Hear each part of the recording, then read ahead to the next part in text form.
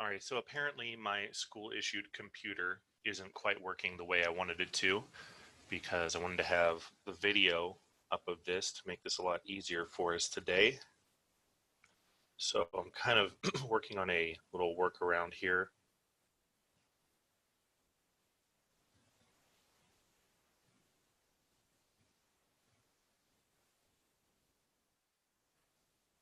But anyways, first thing, wanted to, again, real quick go over your assignments.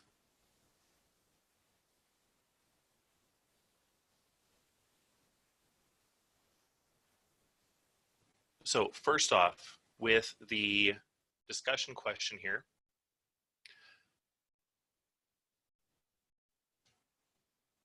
and again, with a focus on the ankle, we want to look at why the ankle is so susceptible to injury. And really, primarily, it's just because of the nature of how our ankle moves. So if you play any sport involving running, or really moving for that matter, you really do run the risk of rolling your ankle. So the inversion ankle sprain. So remember when we talked about foot inversion, that's when, if this would be your right foot, it moves this way. So the bottom of your foot would be facing towards your left foot. And then these ligaments here, so your talofibular ligaments, end up getting torn. That's your most common form of ankle sprain. So you roll your ankle, that's what happens. So that's called the inversion ankle sprain. And that is your number one injury in sports.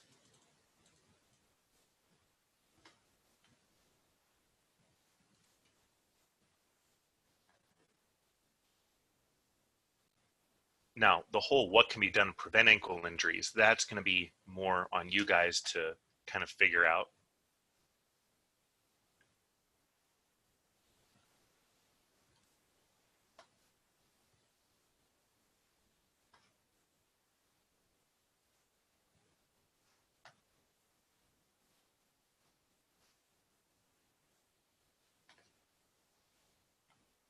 Now, what can you do to ensure that an athlete is ready to return to play after an ankle injury?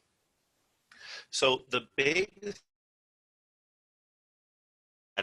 pain does not necessarily mean that you can't play. To give you an example, if you have a hip pointer injury, so a hip pointer, and I'll show you real quick.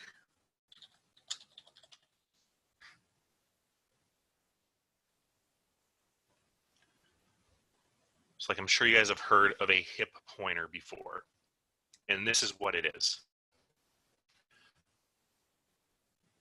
So with a hip pointer, all you have here is a bone bruise on your hip. Well, more specifically on your pelvis.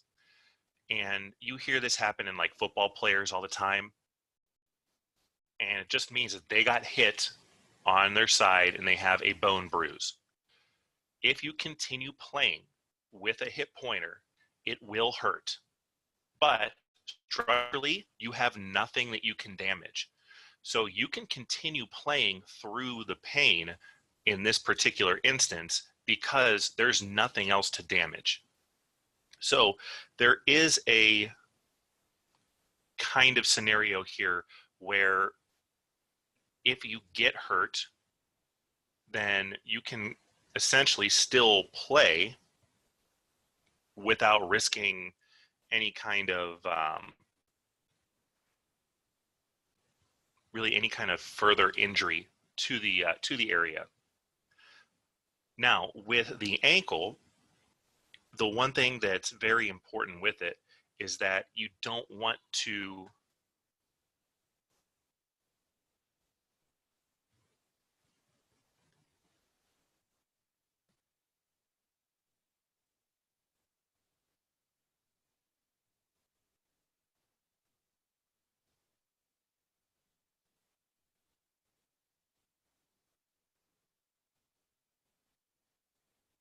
Sorry, I'm just trying to get my thing set up here. Oh, hooray. All right, that'll make life a little bit easier at least.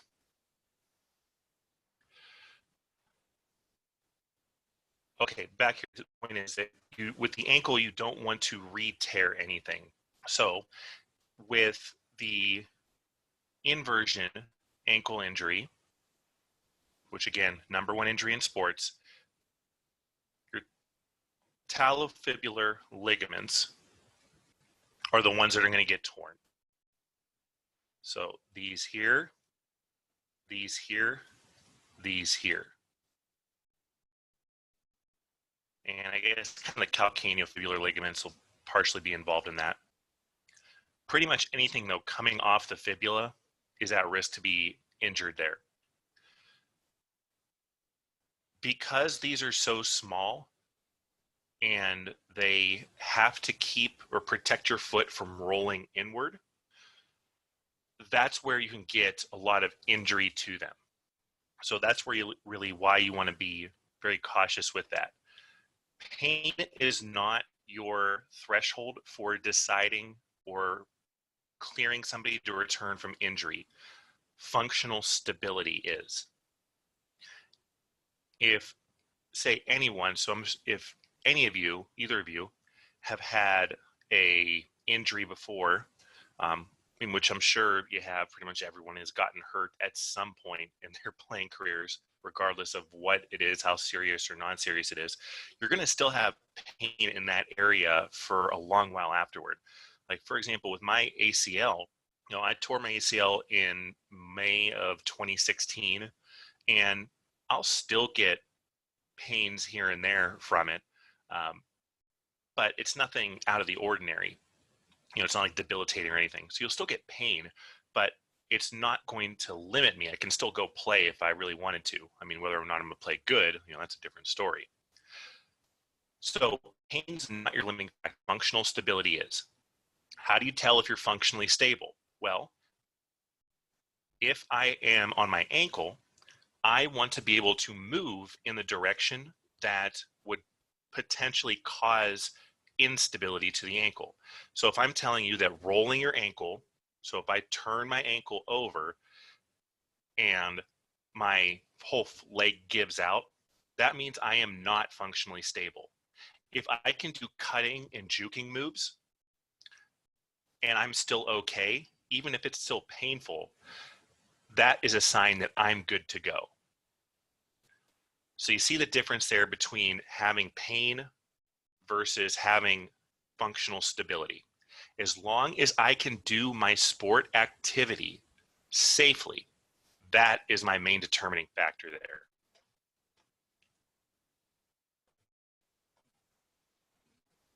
And then how do you prevent re-injury? Well, that's, again, for you guys to decide. We haven't really talked about plantar fasciitis, but with plantar fasciitis,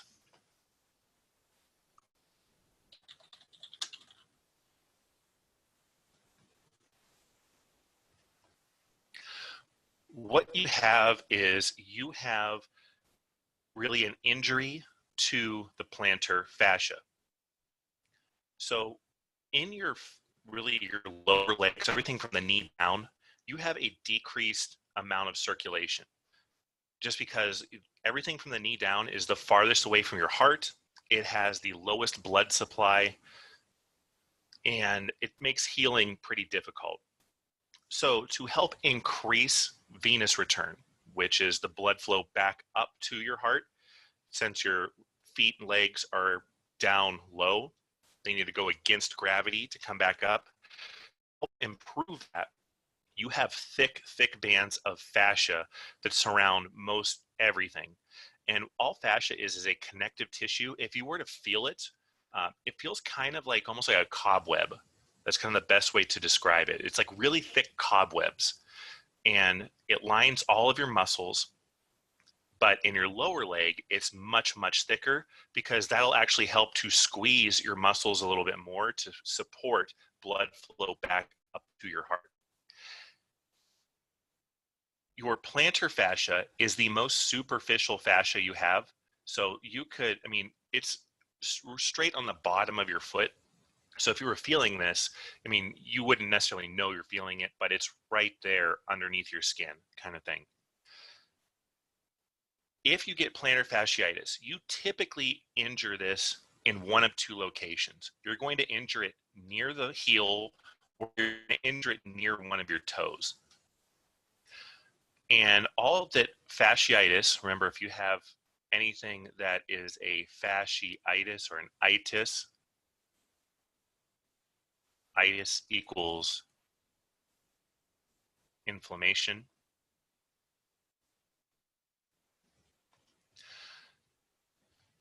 So what's happening here is that you have small tears in the plantar fascia. And this can be from overuse. It can be less commonly from, like, say, having a collision or contact injury. Usually it's just from overuse. Like people that run a whole heck of a lot, or even people that are up walking a whole lot, on your feet, standing all day, much more risk to injure this. When this happens, that gets inflamed. Well, when it gets inflamed, it makes walking painful. It's not anything that's really debilitating.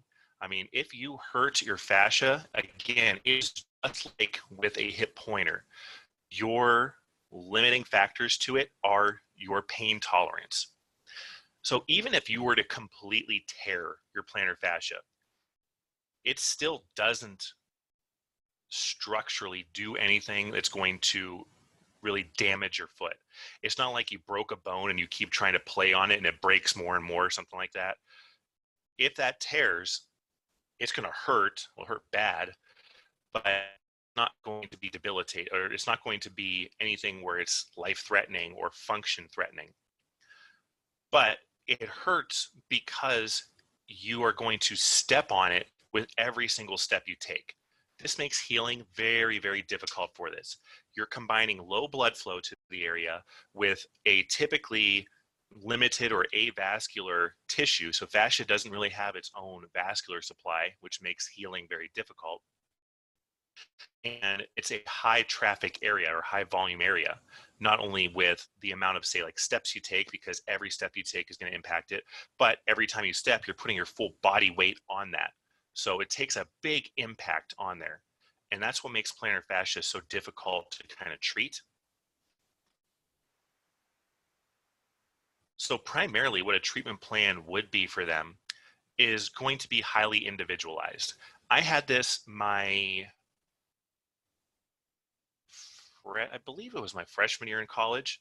I actually got it when I was moving into my dorm. So I had transferred schools after my the fall of my freshman year. So I was moving into a new school in the spring of, well, this is back in 2006. So spring of 2006.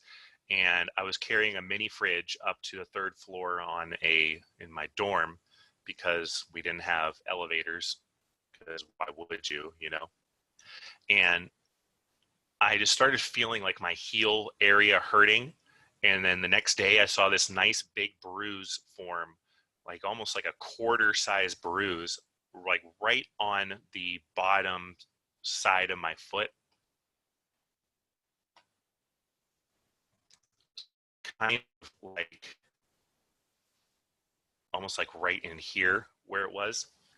And turns out that was plantar fasciitis, and just aggravated it from going up and down the stairs all day, carrying a bunch of stuff with, no help, because when you're 19 years old, you feel like you're, super strong man kind of thing. And the treatment I used, which helped me, was having a lot of support on the area. So every time I would essentially put my shoes on, whether it be shoes, cleats, whatever, I had a ton of stuff inside my shoe, especially on this side. So like a lot of, like, say, foam compression support. I also was wearing like compression socks, that kind of thing. So I had a lot of support on there, and it really helped. Other people find that the more force or more pressure is put on it, the worse they feel. So the way I kind of treated it was that if I had essentially like an air cast kind of thing on it, it helped to take a lot of that stress off there, and eventually it healed. But that's just one example. So you would have to figure out what you would do potentially for that. So hopefully that helps you with this. For all of the discussion questions I've been grading, so I graded everything for you guys yesterday. You guys have all done really great jobs with your initial discussion questions. I'm finding that people are still missing points just from not doing the follow-up responses. I mean, you guys have the whole class. You have done really all exceptional work on your initial postings. Like, I really think that conceptually you all get it. Like, you understand these topics, like you're speaking to them intelligibly, but then you're just not doing the follow-ups. I mean, you're just leaving all these points on the table. So, I mean, I can't, stress enough the importance of just, doing something. I mean, yeah, I know here that I have don't do this, but at least give me something. Like, I can't give you any points if you don't do anything. If you at least give me, I hate to say it, but even a half-assed answer, I can at least give you some points for that. So please, please, don't make me beg any more than I already am. Just do your work. Help me help you, for all you Jerry Maguire fans out there.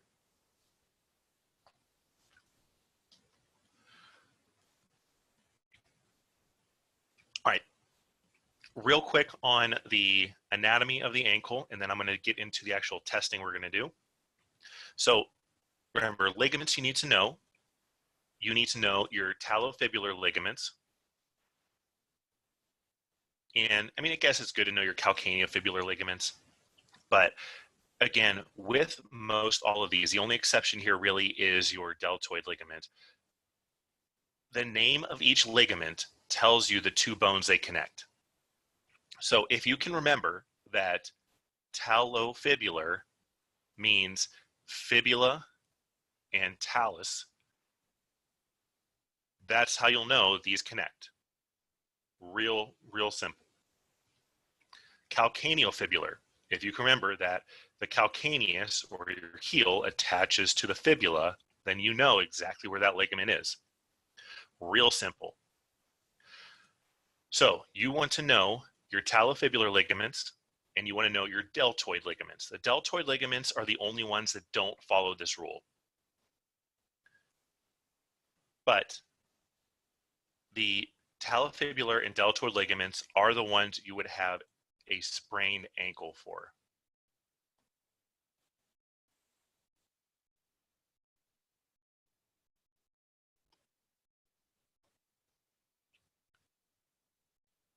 This is worse to hurt this.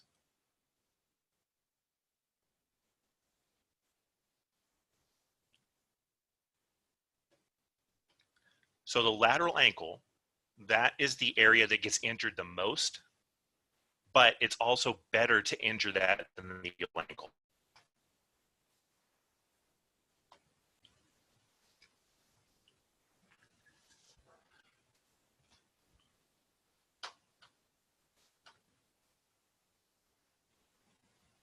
Okay, so if you look at my foot here, this is my medial side. So you're looking at the inside of my foot, so big toe right there. If I were to roll my foot laterally, where the bottom of my foot is now facing you, or facing will be my left foot, that would be my inversion ankle sprain.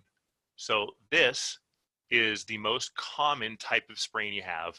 It's also the kind of best sprain you can have, because this will pretty much strictly limit your injury to the ankle.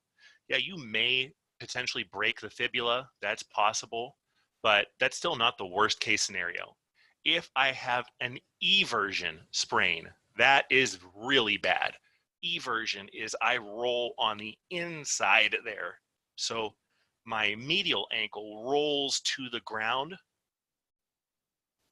That is very, very bad. So if you were to even just say stand up,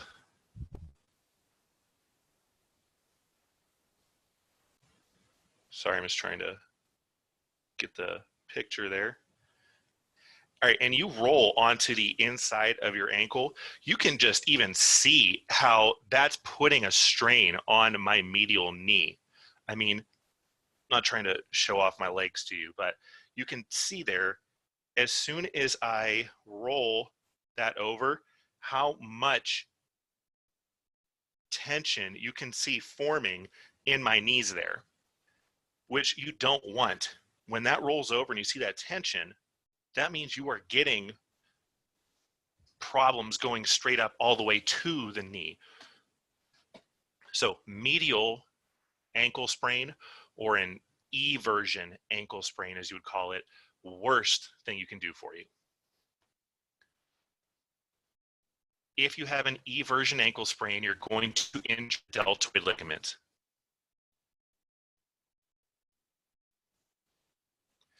If you have an inversion sprain, you're going to injure the lateral ankle or the talofibular ligaments, occasionally the calcaneofibular ligaments.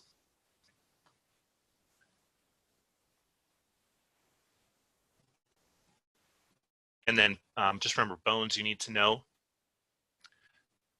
calcaneus, talus, and navicular. Those are the three bones you need to know. And then just remember, all of your metatarsals and your phalanges are all numbered. So big toe is 1, pinky toe is 5. Real quick, again, remember that your calf muscles are your gastrocs and soleus. Their primary function is for plantar flexion, okay? So plantar flexion, they help you to put your toes on the ground, heels in the air. That's their primary function. Fibularis, remember, anything with the fibula is going to be lateral.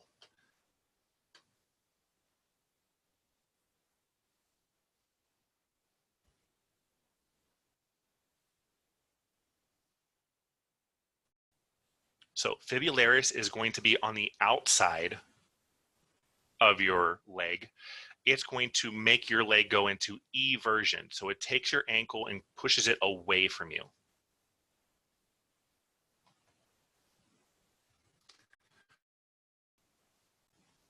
So again, fibularis, eversion.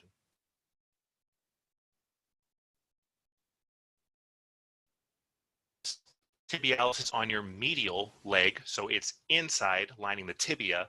It moves your leg inward. It also helps to pull your foot up.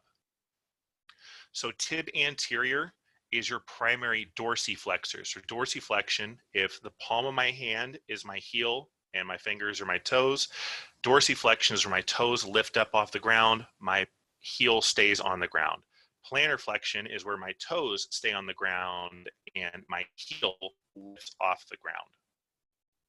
So tibialis anterior does dorsiflexion, but both tibialis anterior and posterior are going to do foot inversion. So they share this common movement. That will be a test question, just so you know.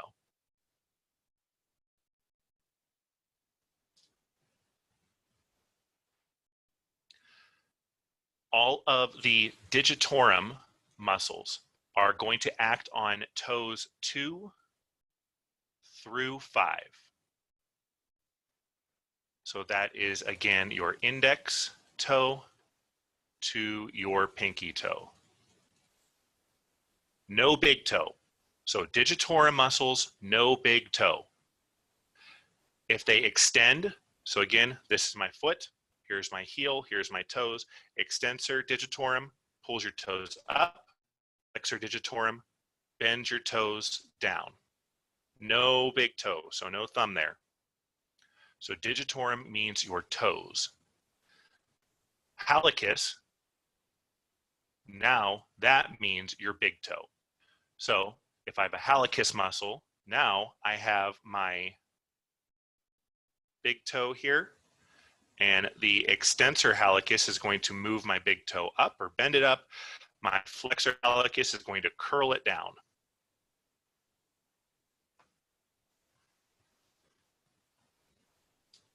So pretty simple there. Ignore the intrinsic muscles. We don't care about those right now. And I know I've said it before, I really need to correct this, but eversion is not 158 degrees, it is 15 degrees. All right, so do you guys feel like you have at least a general understanding of the anatomy and function of the foot? Yeah. Perfect. Now, let's get into the actual how to do this stuff.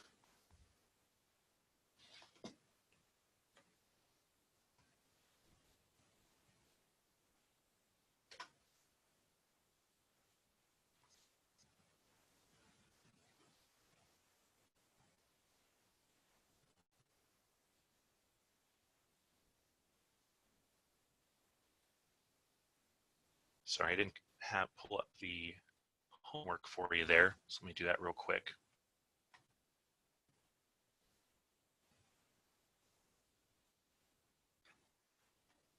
All right, so I know I talked to you about navicular drop already, but why does that matter?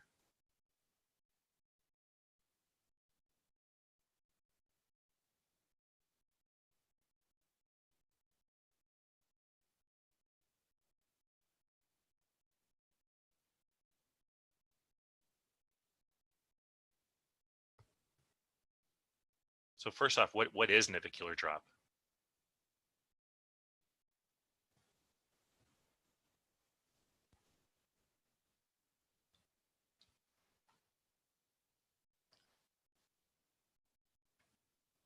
Any idea, either of you two? I have no clue. All right, fair enough. I'll go over that with you then. That would definitely mean you wouldn't know the answer to this there. All right, foot pronation, supination. You have pronation and supination in your foot, but it's a static position. This means that you don't actually move your foot into a pronated or supinated position like you would with like the wrist. So with your wrist,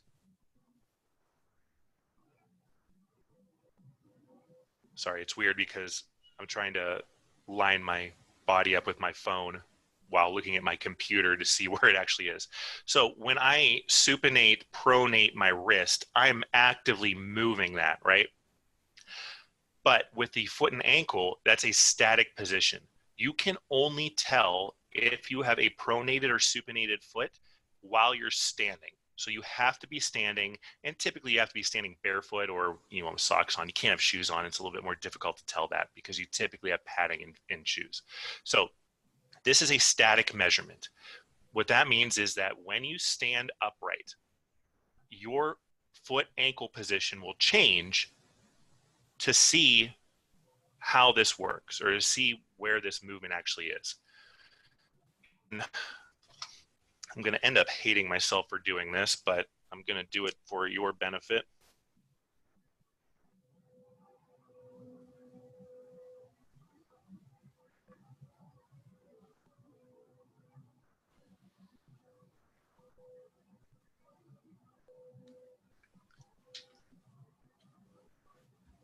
All right.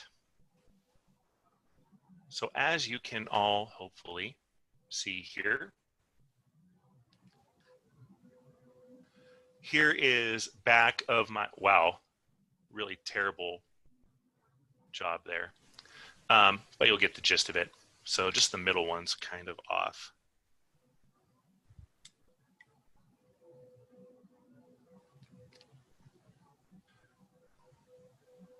So the only markers I have in my house are permanent.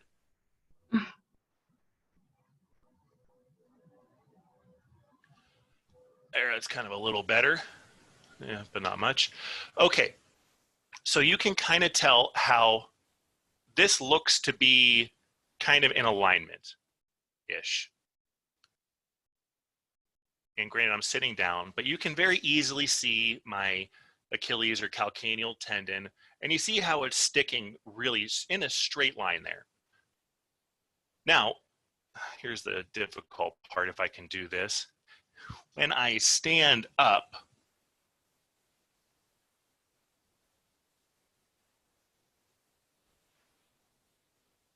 what you'll be able to notice kind of is that my foot rolls inward a little bit. So my foot actually collapses, and you can kind of tell when I sit back down how it straightens back out. But my foot collapses this way towards my inside of my foot. And that's because I have flat feet. So, you know, like if you look at my feet there, maybe, there we go. Those are pretty flat, right? So if I have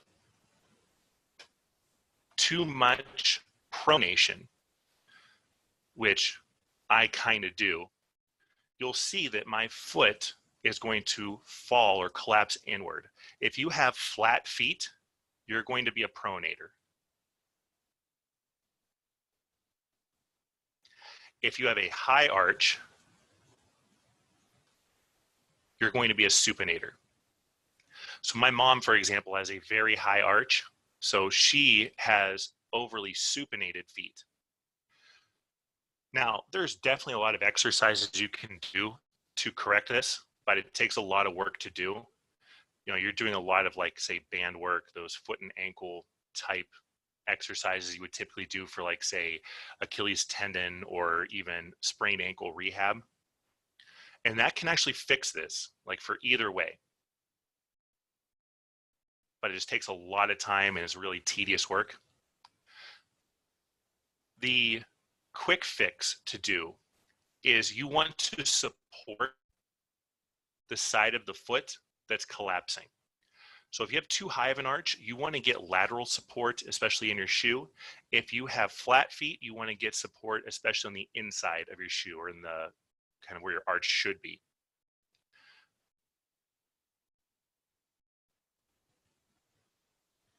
If you have either end of this, so if you're on either one of the extreme ends, what kind of injury do you think you're most susceptible to having?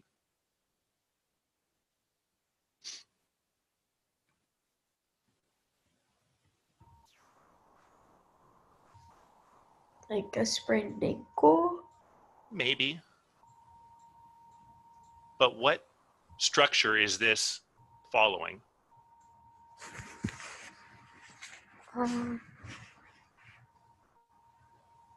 Inversion? Well, no, like what anatomical structure? Not movement, but what's the most important thing on the back of your leg?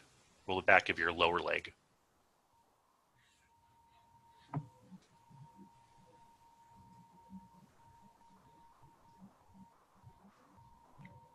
Is it your Achilles? There you go.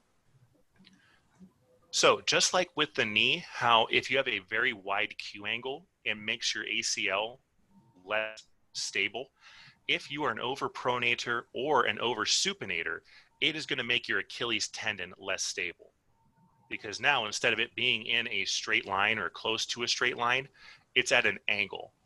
And that's not how it should be. So overpronators and oversupinators, Achilles instability.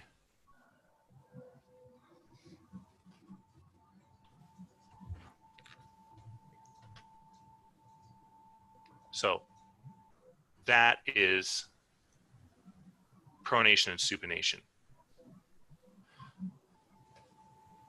All right, and the rest of this you should be able to look up and do on your own. Now, getting into the movements here.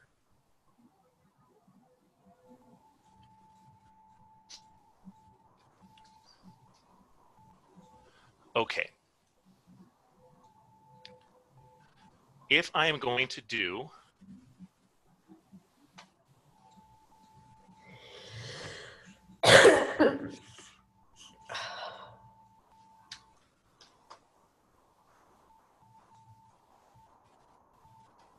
Sorry, I'm just trying to set this up the best I can for you guys.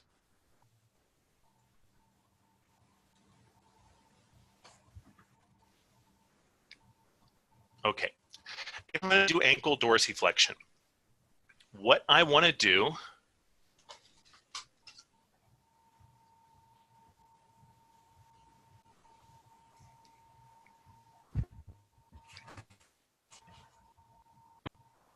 so remember, dorsiflexion is this.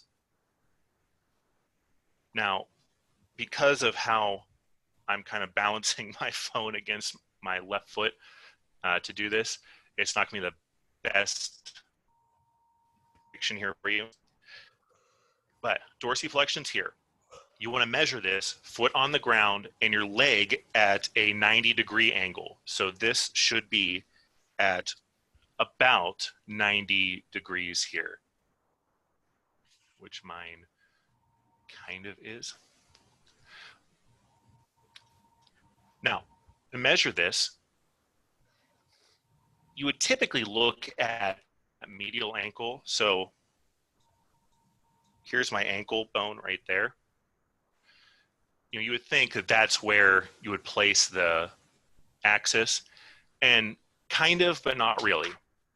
Because if you look at the movement itself, your movement is kind of originating down here, okay? So you want to have your fixed arm going up the side of your leg. So your fixed arm is going to follow your tibia. Your axis is going to be below your ankle. And then the movable arm is going to follow your first metatarsal. So you're going to hold that just like that. And you want to start out at 90 degrees. So you want to have this where you are straight at 90 to begin, because that's the position you should be at, is 90 degrees. And like I said, I'm not quite there because I am trying to do this while balancing the phone, so I'm not going to be perfect. And you would just typically hold each of these. So you would hold the movable arm right against the first metatarsal and just hold the fixed arm just straight against the tibia. You can hold it with like a finger, thumb, hand, either way is fine. But just like this, you go in, oops, what the heck happened there?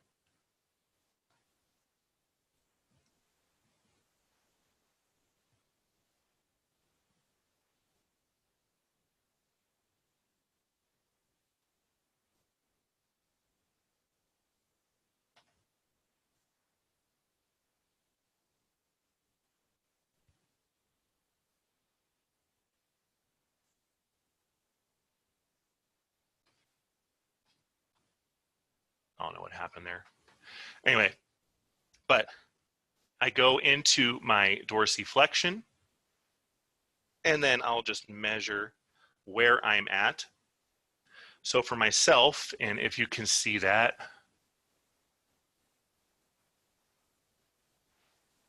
you can see how over here,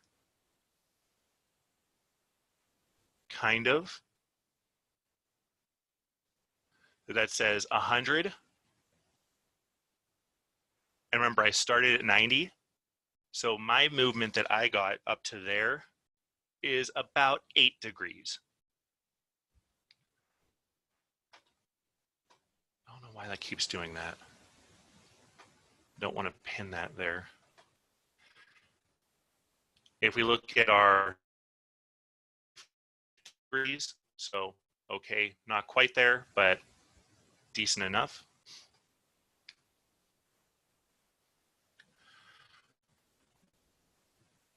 For plantar flexion, exact same thing. So I have the exact same starting position. And now I would stand up on my toe. So I would actually stand all the way up, and then I would aim my fixed arm down to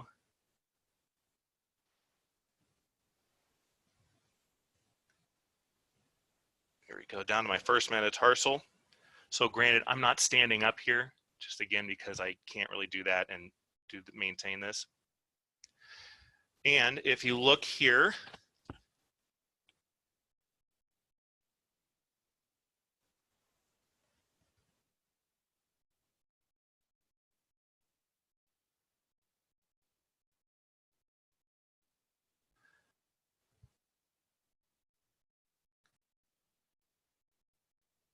my like proprioceptive skills are just absolutely terrible.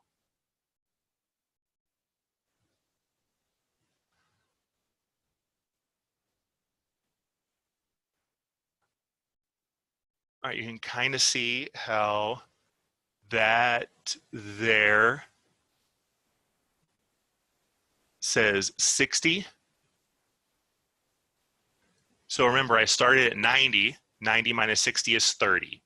So I got 30 degrees of plantar flexion. Plantar flexion normally should be 45. So for the stationary arm, is it, I can't remember what you said to line that one up with.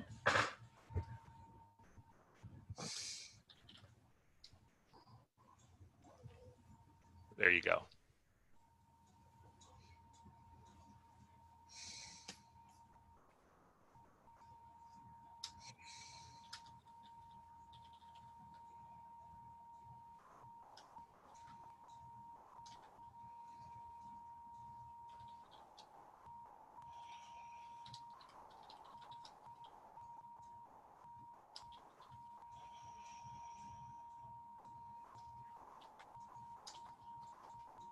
That help?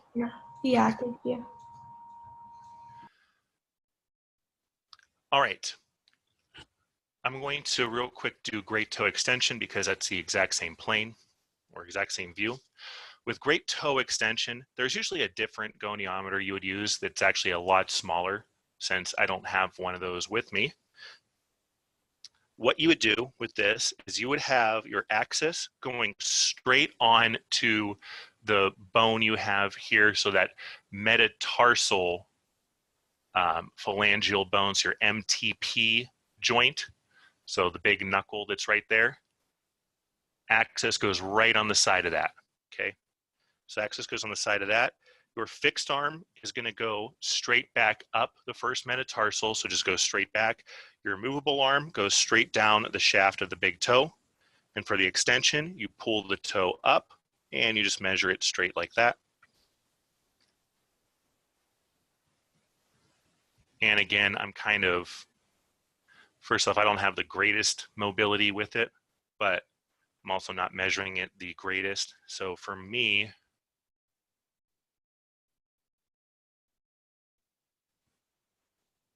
kind of see it there, but that says 20. So that was a 20-degree bit of extension I had there. For big toe, 50 to 70 is normal. So kind of just a mix of both having poor mobility or poor range of motion with it, and also trying to do this while balancing, doing a balancing act. But that's how you do your great toe extension. And then ankle inversion, eversion. All right, if I can pull this off, then I am going to be a winner here. Oh, look at that. Look at that, that's perfect. Okay, so inversion, I move my foot inward. Eversion, I move my foot outward. To measure this, I take my axis and I'm going to put it right in between my two ankles. So my two ankle bones, just kind of shift myself around here. This might help a little bit more. Okay, so two ankle bones right there. So that's either side.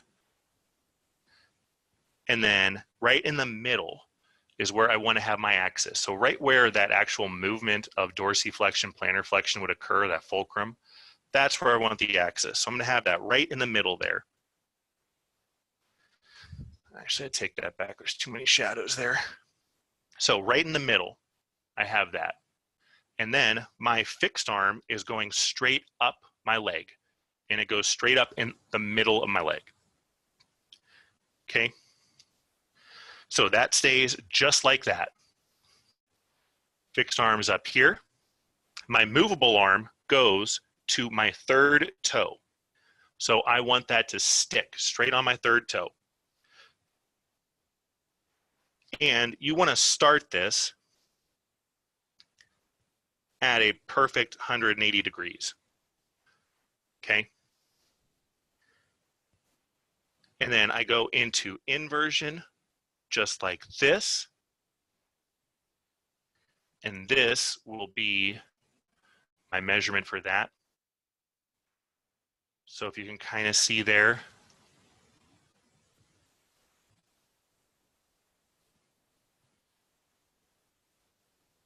that says 40.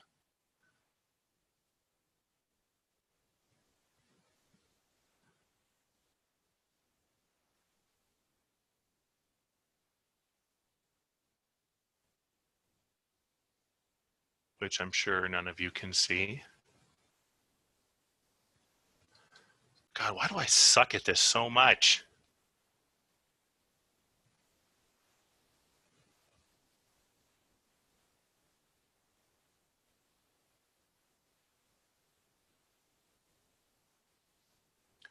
Whatever, that's 40. Trust me on that, okay? So I went straight from 180. I inverted over to 40. So 40 degrees is my inversion. Inversion, normally 30. So I'm a little bit better there. So hooray for me. Eversion, exact same thing. So my axis goes straight in the middle of my two ankles. My fixed arm goes straight up the middle of my leg. My movable arm goes straight onto my third toe. And I want to make sure I'm starting out at 0. And then I go into eversion, so I move my foot outward.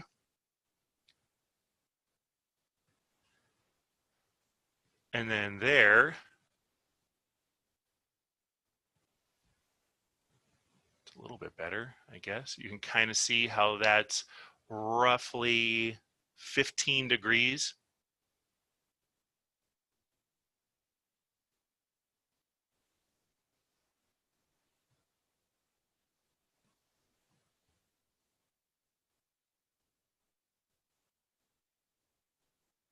So this here is 10, that there is 20. I'm right in the middle, so that's 15. So I went from here, which is neutral, up to about 15. And for eversion, 15, right on the mark, so perfect there.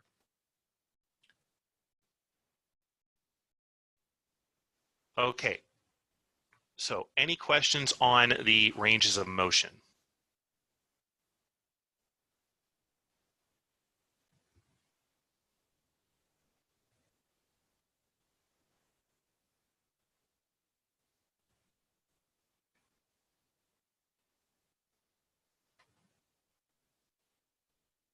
Okay, great. I'm going to save the manual muscle tests for next time because I'm already kind of pushing overtime. And I just want to real quick go through the navicular drop. Don't worry about this reflex here.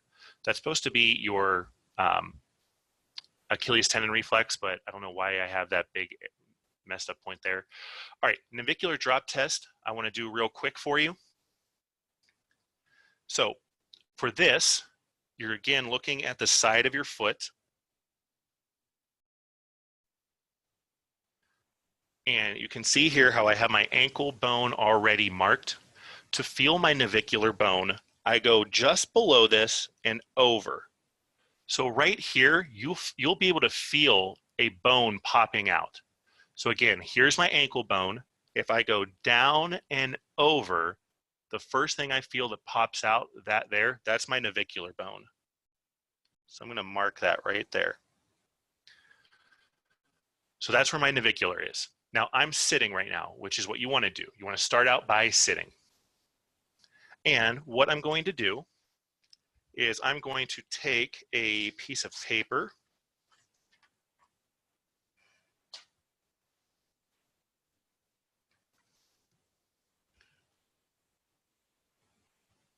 And I'll do it this way just so you guys can kind of get a better visual. And on this piece of paper, I'm going to mark where my navicular bone is, which is right there. Okay? So that is where my initial navicular bone is. Now again, this is going to be a little more difficult because I have to stand up now. So this is me sitting, and when I stand up, and you guys can already, I'm sure, see what just happened there. So sitting, notice the position of that bottom dot. Standing, you notice how that dot dropped down, hence the name Navicular Drop test. Now, this isn't going to give me quite the most accurate measurement, but I'm going to take you off the thing here real quick so I can jot this down.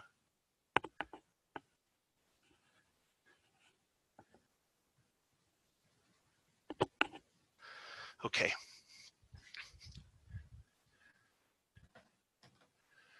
And then what I did here was I marked again where my navicular bone was. So this was first for sitting, and this is second for standing.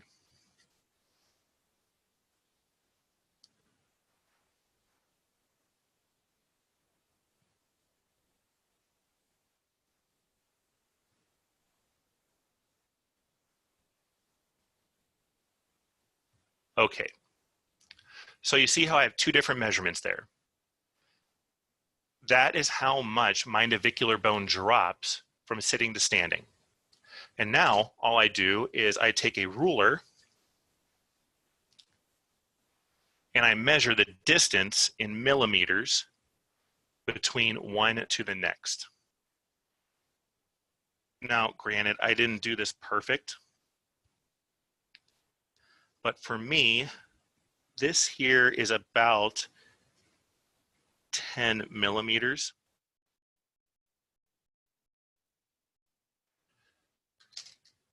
Anything that is 10 millimeters or greater is a positive navicular drop test. This means that you have overpronation. If I have overpronation, again, that means that I have flat feet.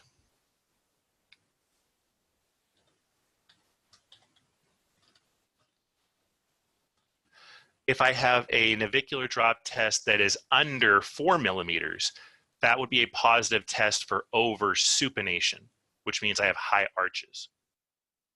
More rare.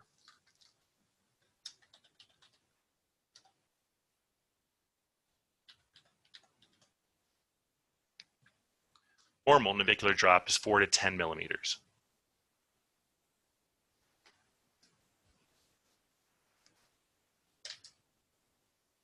So all you're doing when you do a navicular drop test is you're finding out how much pronation or supination you have in your foot.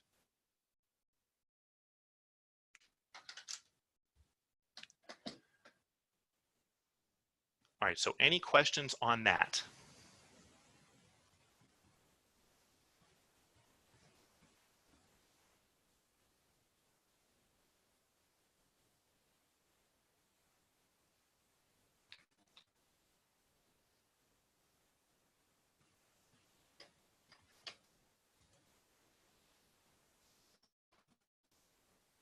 All right, so again, that tells you what the navicular drop is, or navicular drop test, and why it matters.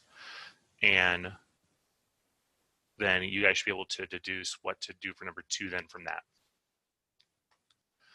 All right, I've already kept you way too long, and I do apologize about that.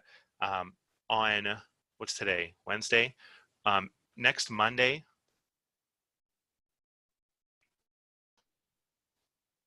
what we'll be doing is I'll be going over the muscle tests for the ankle.